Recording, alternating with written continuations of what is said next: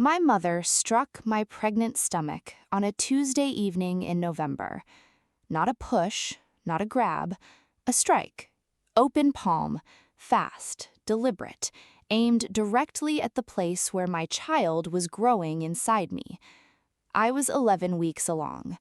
I had driven 2 hours through early winter rain to tell my parents in person because I believed, despite 31 years of evidence that should have taught me otherwise, that this was news that deserved a face and a room and the kind of moment you remember. I remember it. The sound it made, the specific quality of the silence that followed it. The way my father stood in the doorway between the kitchen and the hallway and did not move, not toward me, not toward my mother, not in any direction at all, just stood there with his hands at his sides, watching, the way he had watched things his entire life. And then my mother's voice. I had heard my mother's voice in every register over 31 years, warm when she wanted something, cold when she had decided something, disappointed in the particular practiced way she had of making disappointment feel like a weather event, impersonal, inevitable, not quite directed at you specifically, and yet landing entirely on you. Performatively loving at family gatherings when there was an audience for it, quietly withholding in the spaces between when there was not. I had not heard this register before. It was unmanaged, raw, the voice of a woman who had stopped calculating and was simply reacting from somewhere older and less controlled than the place she usually spoke from. She screamed, "The first grandchild must be hers."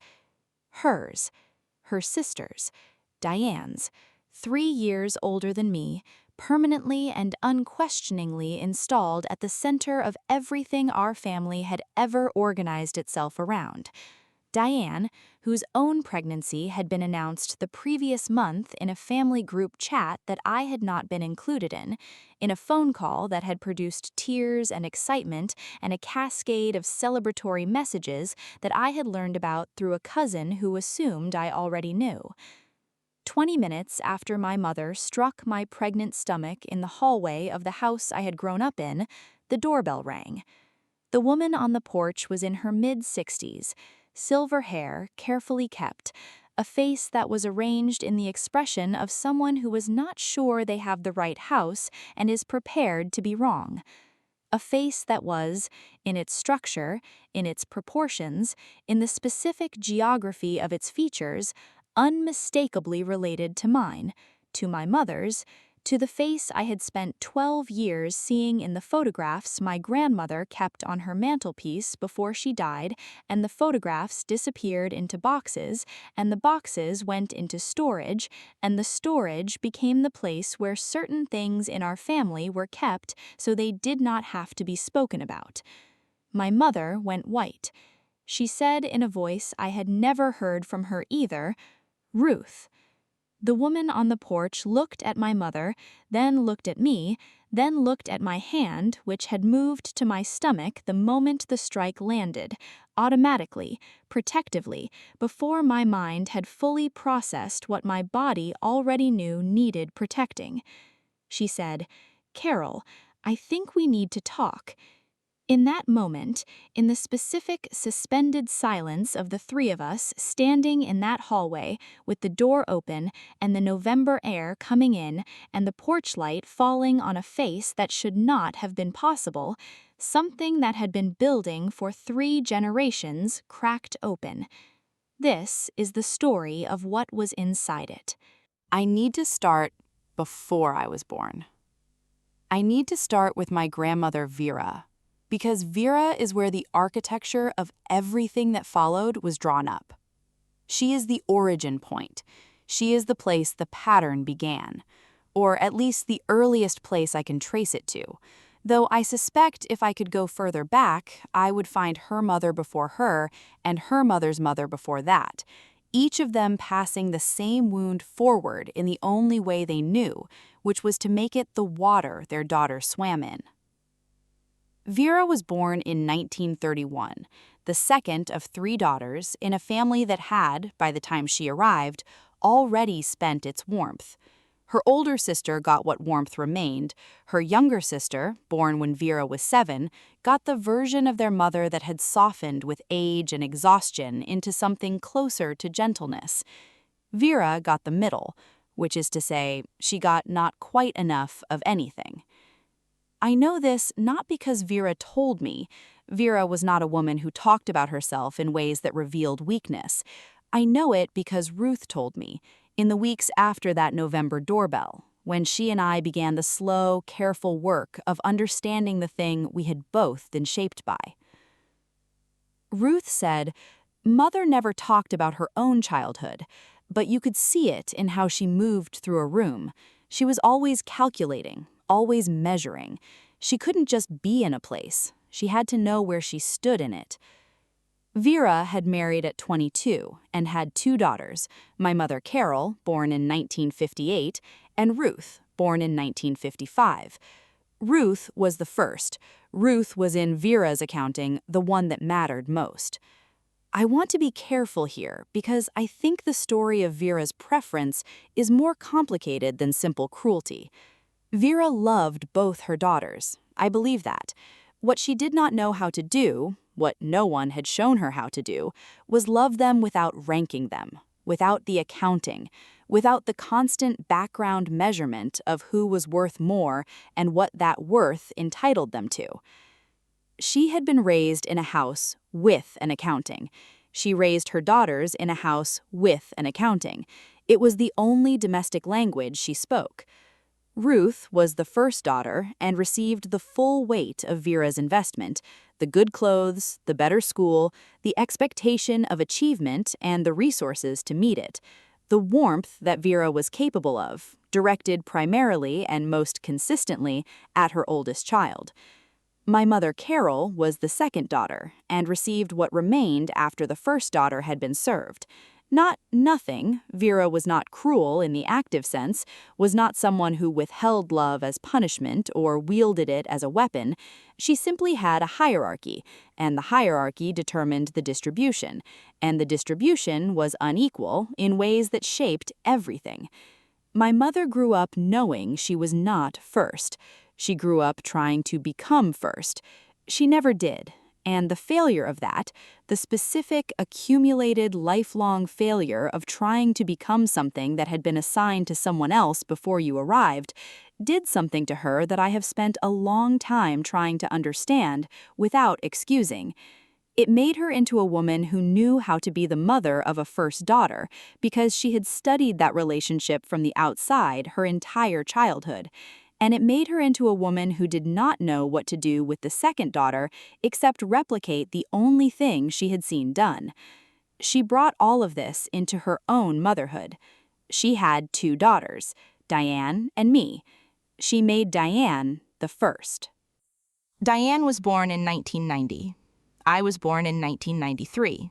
3 years apart, same parents, same house, same table at dinner every night, and yet we grew up in different families, the way that children in the same household can grow up in different families when the household has decided what each child is. I have thought carefully about how to describe what the favoritism looked like in practice, because I think descriptions of this kind of thing often fail in one of 2 directions. They either make it sound more dramatic than it was, which lets people dismiss it, or they undersell it, which lets people minimize it. I want to be accurate.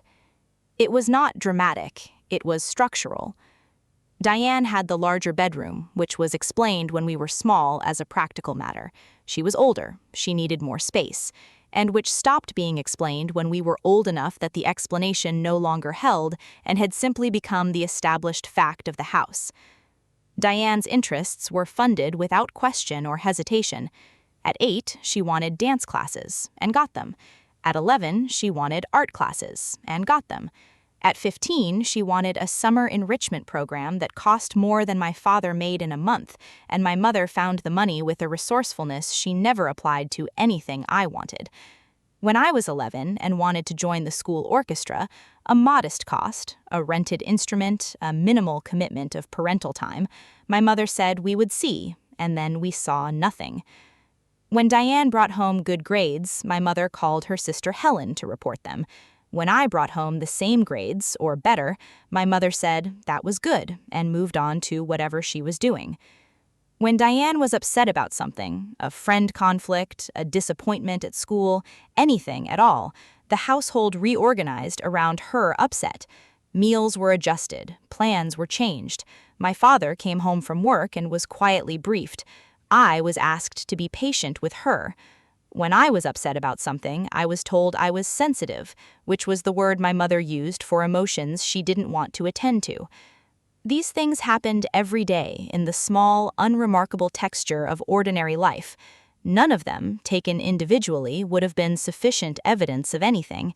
It was the accumulation that was the evidence, the consistent, decades-long accumulation of a household that had decided, before I was old enough to have done anything to deserve or not deserve it, which daughter I was.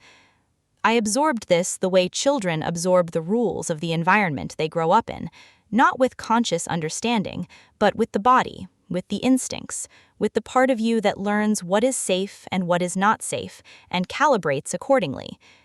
What I learned was that my worth was conditional and probably insufficient, that the things I wanted were probably too much to ask for, that the correct response to being hurt was to manage it privately, because making it visible only confirmed that I was, as suspected, too sensitive.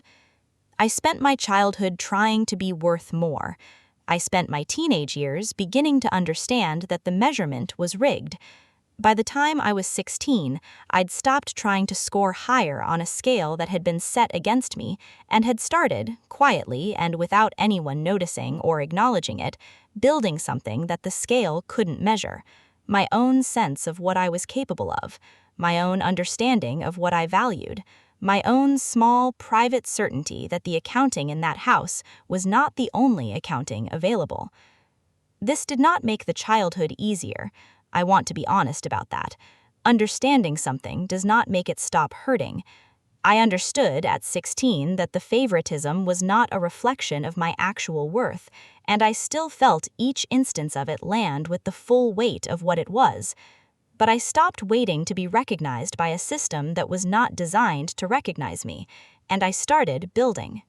Diane and I had the relationship that sisters have when they have been assigned opposite roles in the same household. I want to tell you something true about Diane that I think gets lost in stories like this one, where one person's injury requires another person to be the villain. Diane was not a villain. Diane was a child who had been given something she had not asked for and had no reason to refuse. The full warmth of our mother's attention, the position of first daughter, all the material and emotional advantages that came with it. She had not campaigned for these things. They had simply been hers from the beginning, like some children are simply given things by circumstance. What Diane did with the position was complicated. She was not deliberately cruel to me. I want to be clear about that. She did not taunt me with what she had or deliberately exclude me or go out of her way to make my position worse. What she did was simpler and in some ways more difficult to hold on to as a grievance because it was so unmarked. She accepted it. She accepted the bedroom and the classes and the phone calls to Aunt Helen and the household reorganizing around her upsets in the natural, uncomplicated way of someone who has never had reason to question whether they deserve what they have been given. She was my older sister, and occasionally she was kind to me, and occasionally she was indifferent, and occasionally she said things that landed on the bruise of the favoritism without knowing it was a bruise, because she did not have the same bruise, and therefore did not know where mine was. There were moments between us that were real, genuine. I hold them separately from the pattern, and I will not let the pattern erase them. When I was 9 and had a bad week at school, Diane let me sleep in her larger bedroom for 3 nights and did not complain about it. When I was 15 and was dealing with something painful that I could not tell my mother, because telling my mother meant managing her response rather than my own, Diane listened and said something that was actually useful. These moments existed. They were not the whole story, but they were part of it. And then there were the other moments. The times when Diane said something about our family that made clear she had a fundamentally different experience of it. One in which our mother was warm and attentive and fair. One in which I was simply a difficult younger sister who had always had a chip on her shoulder. One in which the dynamics I experienced daily were either invisible to her or interpreted so differently as to constitute an entirely different account. These conversations were the most disorienting all. Not the favoritism itself. I had learned to see the favoritism clearly, but Diane's genuine, apparently sincere version of a childhood that bore almost no resemblance to mine. We had grown up in the same house with the same parents, and she remembered a family I had not lived in. This is what the favoritism did to the sibling relationship. It did not just divide us from our parents, it divided us from each other's reality. We could not even agree on what had happened, which meant we could not begin to address it. I stopped trying to address it at around 25. I saw Diane at family events. I was civil and warm, and I asked about her life and listened to the answers, and did not bring up the things that couldn't be resolved. This was manageable. It was not sisterhood, but it was functional. And functional was what I had learned to settle for in that family. James came into my life when I was 27, at a work event where we were both there for reasons neither of us found particularly compelling, and which gave us an easy first conversation, mutual mild complaint as social bonding. He was 30, steady in a way I had not encountered before, and he laughed at things I said with the genuine, unguarded laugh of someone who is not performing enjoyment. I took my time trusting him. I want to be honest about that. I had grown up in a house where warmth was strategic and love was conditional, and the people who were supposed to know you best were operating from an accounting that had nothing to do with who you actually were, and this had made me careful. Careful in ways that James found at first confusing, and then understood when I explained them with a directness and lack of defensiveness that I was not prepared for. He said when I had explained enough of it, "That sounds like it was very lonely." Not, "I'm sure they didn't mean it," not, "families are complicated," not, "I'm sure they love you in their way," just, "That sounds like it was very lonely." I had not been prepared for someone to simply name it. I had been prepared for the usual reframings, the softening, the well-meaning diminishment of something real into something more palatable. I was not prepared for someone to look at what I had described and say exactly what it was. I think I loved him from that moment, though it took me another year to say so. James had grown up in a family of 5 children, loud and overlapping, in a house where the default setting was warmth, and the fighting was real and recovered from, and nobody kept a score of who was loved more because everyone was loved fully in the chaotic, imperfect, genuine way of families that have not organized themselves around an accounting. His parents, David and Margaret, were the first parents I had encountered who treated me as straightforwardly worth knowing, not as an assessment of my credentials or my background or what I might contribute to their son's life, just as a person who was there and who was therefore worth attending to. Margaret remembered things I had mentioned in passing. David asked follow-up questions. They invited me into their conversations rather than speaking around me. I found this disorienting at first. I kept waiting for the catch. There was no catch. We married when I was 29, in a small ceremony that I kept deliberately small because I did not want the day organized around my mother's performance of approval. My parents attended. My mother wore a dress that was slightly too much for the occasion and gave a toast that was technically warm and actually organized primarily around herself and her feelings about her daughter marrying, which I anticipated and managed my expectations around accordingly. James's mother cried in a way of someone simply happy.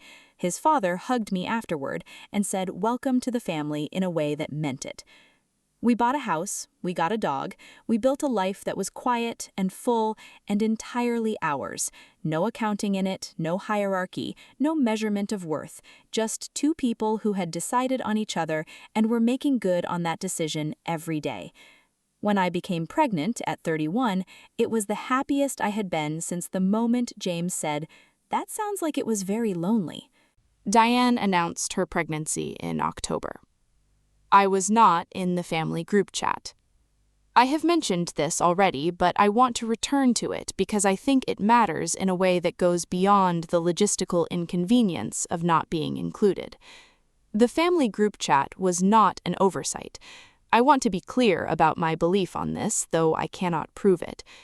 A family group chat that contains both my parents, my sister's husband, 2 aunts, 3 cousins, and a family friend from my mother's book club, and does not contain me, is not a technical error. It is a reflection of something that had been true for a long time, that I was adjacent to my family rather than inside it, that my position was always slightly outside the circle rather than within it, regardless of what I did or did not do. I found out about Diane's pregnancy from my cousin Ellen, who called me to share in the excitement and who was visibly confused when I did not already know. I thanked her for telling me. I got off the phone and I sat with it for a while. Then I called my mother. She was enthusiastic in the way she became enthusiastic about Diane's things, fully, freely, without the measured quality that characterized her enthusiasm for mine.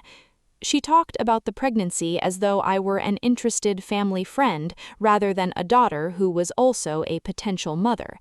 She talked about names and nurseries and how wonderful it would be to be a grandmother.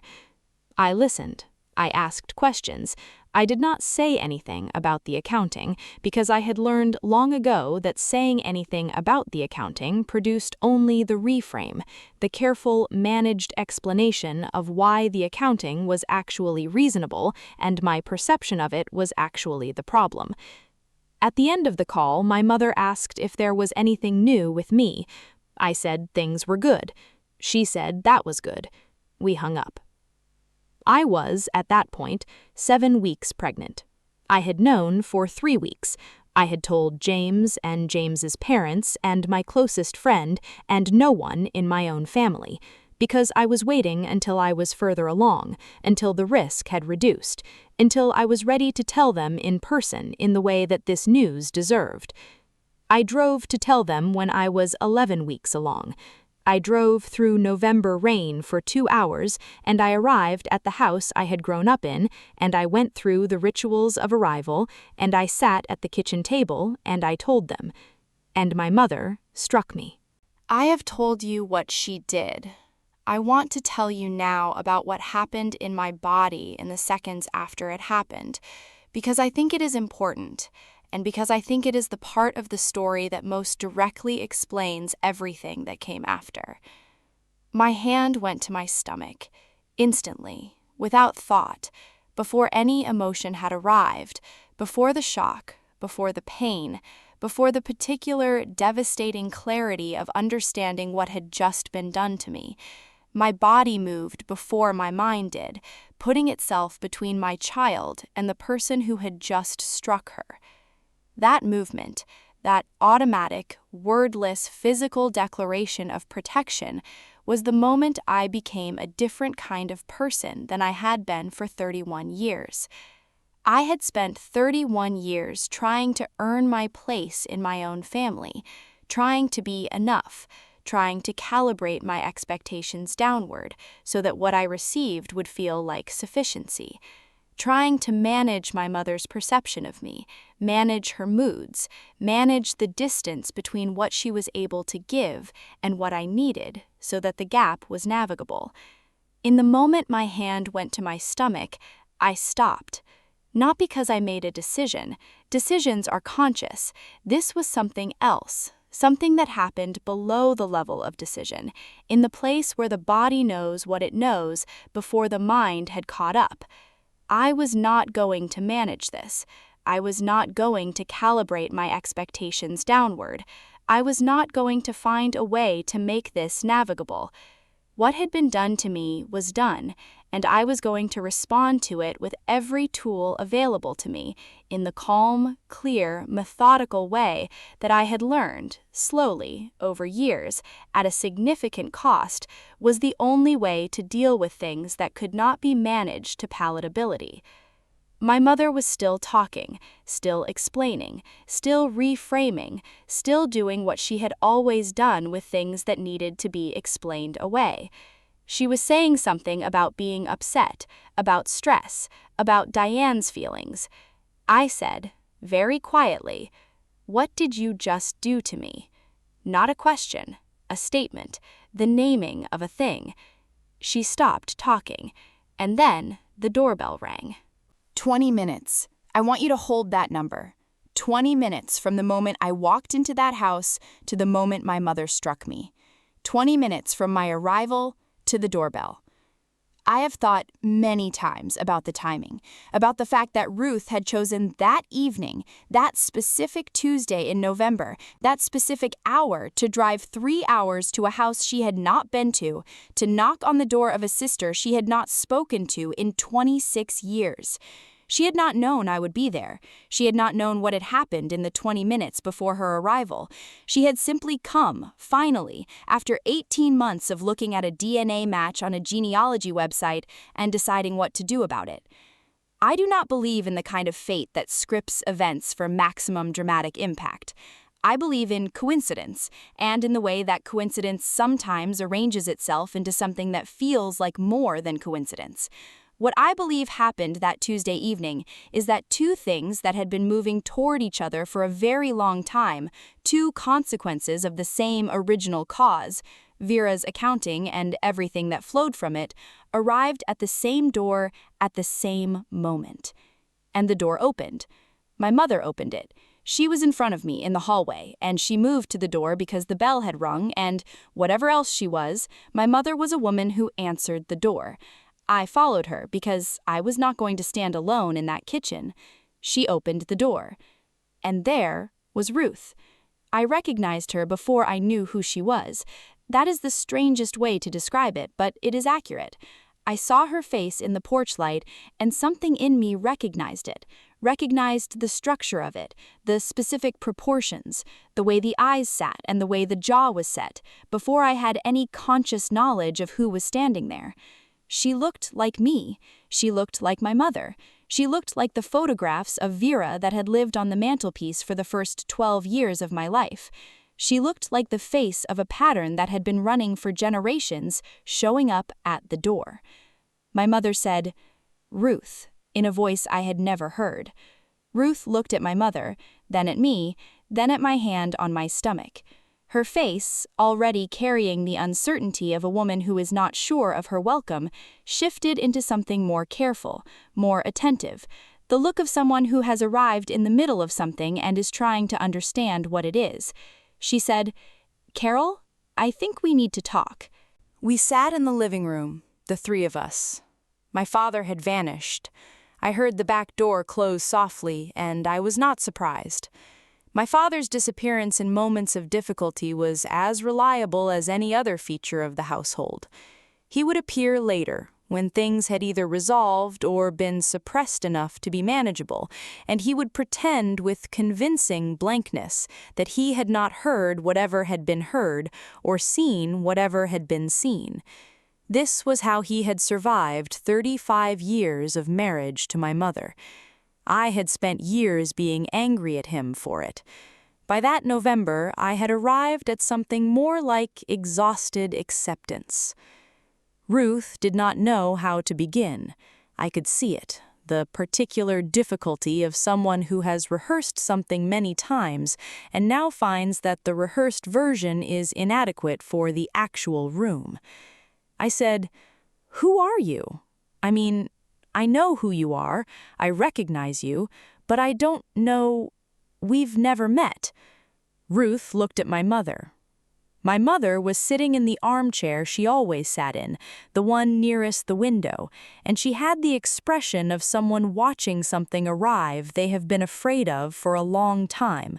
Not surprise, something past surprise.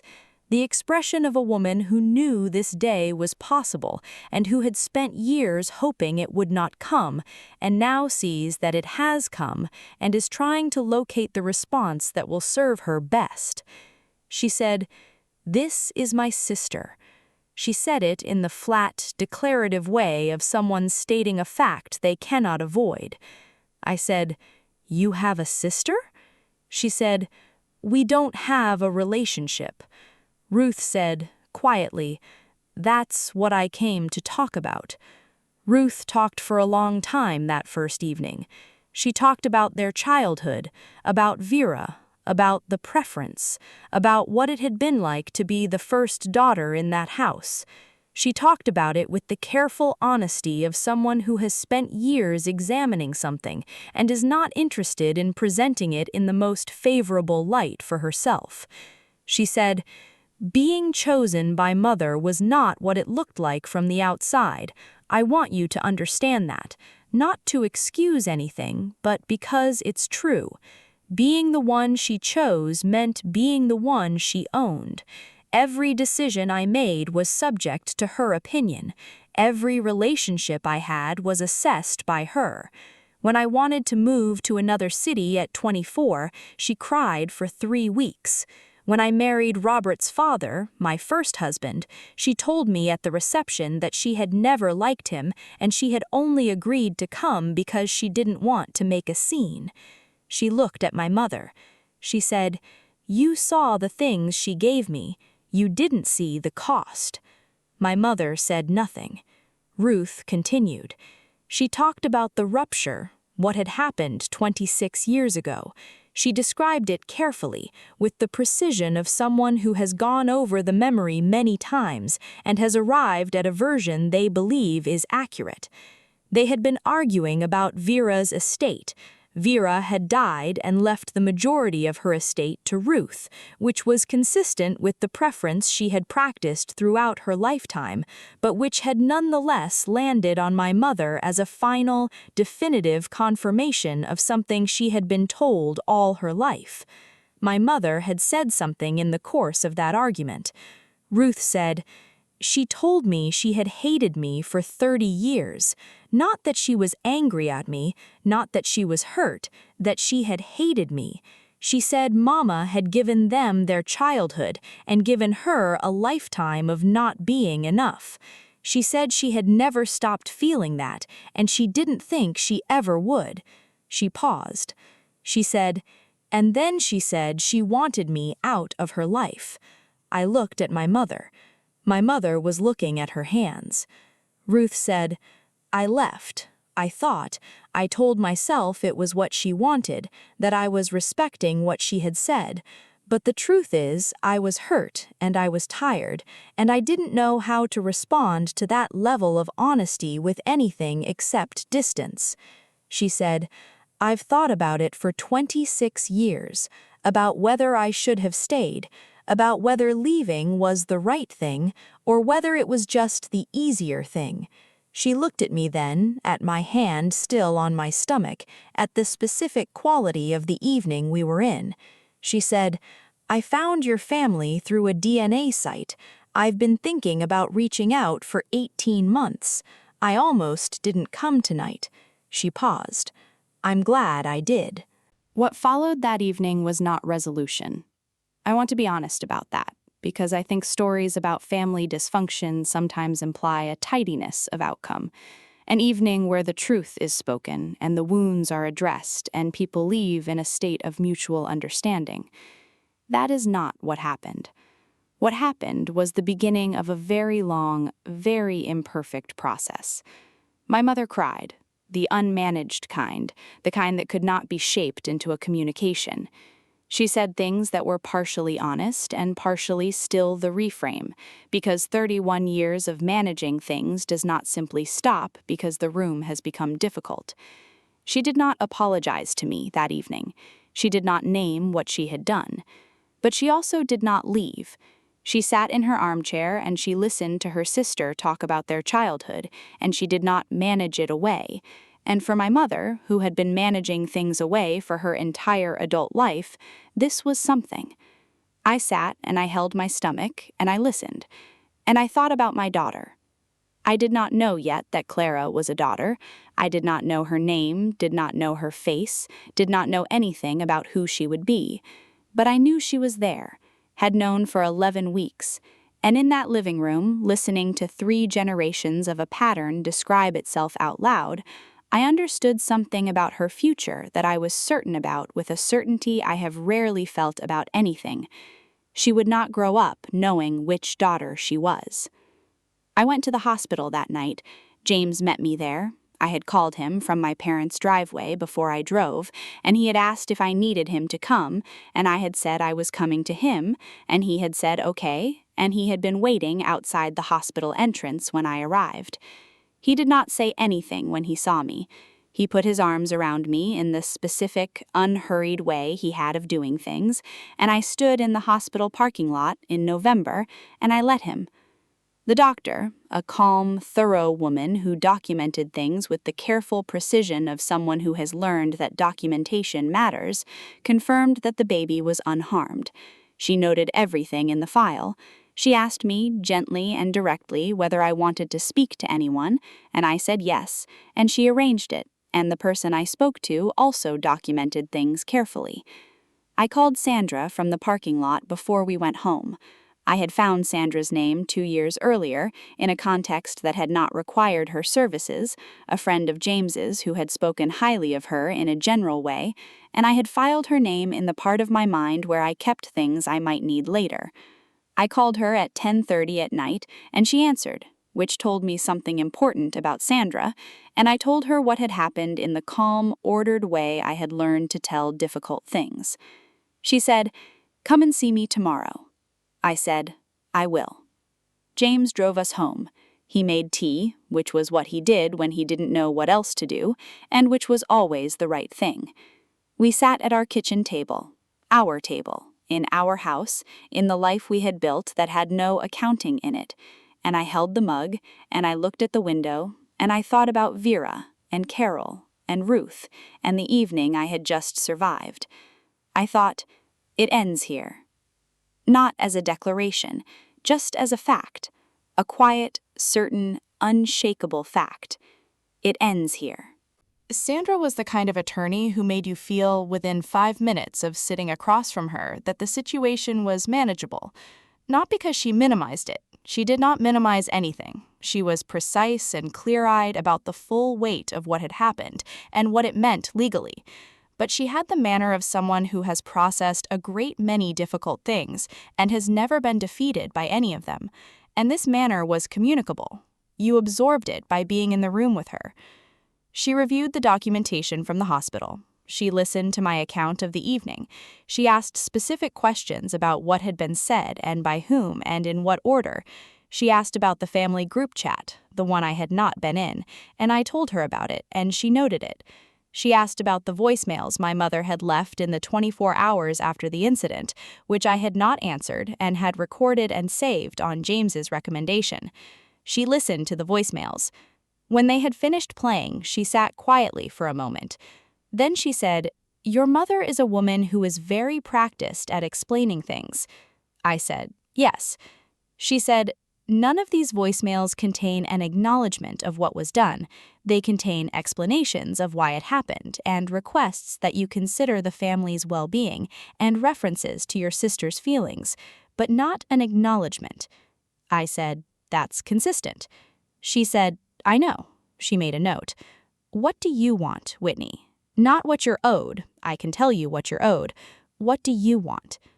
I thought about that question for a long time before I answered it. I said, "I want her to understand what she did. Not in a phone call, not in a voicemail she can manage, in a room where it can't be managed, where it has to be named and witnessed and sat with." Sandra said, "I can arrange that." She said, "I want to be clear about your options first." She laid them out. The formal legal route, what it would look like, what it would require, what it would produce, what it would cost in time and money and the energy of the years of my daughter's early life. She described it without recommending it. Then she described the alternative, a meeting at her office with my parents present, where the documentation would be presented and named, and where I would have the opportunity to say what I needed to say in a room designed for saying things that cannot be managed away. She said, "The offer I would recommend making in that room, if you want my recommendation, is this. You are not pursuing this formally. In exchange, they understand in this room what was done, and they accept whatever terms you set regarding access to your daughter." She said, "If they contest the terms, the documentation becomes relevant in a different kind of room." She said, "That is not a threat, it is a fact. I will present it as a fact." I said, "That's what I want." The meeting happened 6 weeks later. Ruth agreed to attend when I asked her. She had been, in the 6 weeks between the doorbell and the meeting, becoming something I did not have an exact word for. Not family, not yet, or not in the way the word usually operates. Something more careful and more specific than that. A person who had arrived at the edge of my life and was standing there, not pushing, not demanding, waiting to be invited in at whatever pace I could manage. I had managed a phone call a week, then 2, then a long dinner once at a restaurant that was neutral ground for both of us, where she had talked about her life and I had talked about mine, and we had discovered, with the particular, disorienting pleasure of unexpected recognition, that we had more in common than the face. She came to Sandra's office on a Wednesday morning in December. My parents arrived together, which I had expected. My mother was composed in the way she was composed for difficult meetings, the managed version, the presentation. My father looked at the floor. Sandra ran the meeting with the precise, unhurried efficiency I had come to understand was her default mode. She presented the documentation, the medical records, the notes, the voicemails. She named what had happened in the clinical, accurate language of someone who does this for a living and is not interested in euphemism. My mother's composure held for about 15 minutes. Then Sandra said, in the same even tone she had used throughout, "My client is not here today because she wants to pursue this formally. She is here because she wants you to understand, in a room where it cannot be managed or reframed, what was done. And she wants to say something to you directly." She looked at me. I looked at my mother. I said, "I know why you did it. I don't mean that as an excuse. I mean I have spent 6 weeks understanding the chain of things that led to that hallway. I know about Vera. I know what it cost you to be the second daughter. I know that you brought that cost into your own motherhood and made me carry it." My mother was very still. I said, "I am not going to pursue this formally. That is not forgiveness, and it is not a gift. It is a decision I am making for my daughter's life, because I am not going to spend the first years of her life in a proceeding." I said, "What I am going to do is this. I am going to raise her in a house where she is not ranked or measured or compared to anyone, where the word enough means the floor, not the ceiling." My father was looking at his hands. I said, "Dad, I need you to hear this too." He looked up. I said, "I'm not asking you to respond. I'm asking you to hear it." He nodded once and looked back at his hands. I looked at my mother again. I said, "You will not be part of Clara's life unless and until I see evidence, not words, not managed apologies, that you understand what was passed down to you and what you passed down to me. I am not closing the door, but I am not opening it either. Not yet." My mother was crying, the real kind again. Whatever composure she had arrived with had not survived the room. She said, "I didn't," and then stopped, started again. "I never meant." I said, "I know." I said, "That's what makes it so hard to hold on to." Clara was born in April. 7 pounds, 4 ounces, with James's nose and, as everyone agreed, immediately and without my prompting, my expression. That particular quality of watchful calm, the look of someone already taking the measure of the room. James cried when she arrived, full, unguarded tears, the kind of crying that has nothing managed about it. His parents were in the waiting room, and his mother had brought food because that was what Margaret did in significant moments. She brought food, and the food was always exactly what was needed. Ruth arrived an hour after the birth. She had driven 3 hours. She brought flowers, simple ones, not the performative arrangement, but the real kind, the kind you bring when you want to say, "I'm glad she's here." She held Clara with the careful tenderness of someone who understands they are new to something and does not want to claim more than they have earned. She held her for a few minutes and then gave her back, and she said, "She looks like she already knows things." I said, "She does." My parents were not there. I had not told them the birth date. This was a decision I had made deliberately and without cruelty. I was not punishing them with the absence. I was protecting the room. Clara's first hours were not going to be organized around managing my mother's performance of grandmotherhood. They were going to be what they were: James and me and his family and Ruth, and the specific, clean joy of a room where everyone present was simply glad to be there. My mother called on Clara's first birthday. I answered.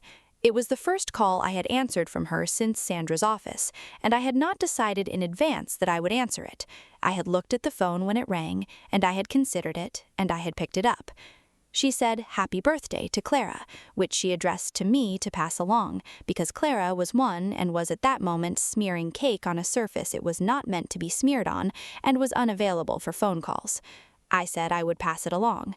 She asked how Clara was, and I told her she was well. There was a long pause.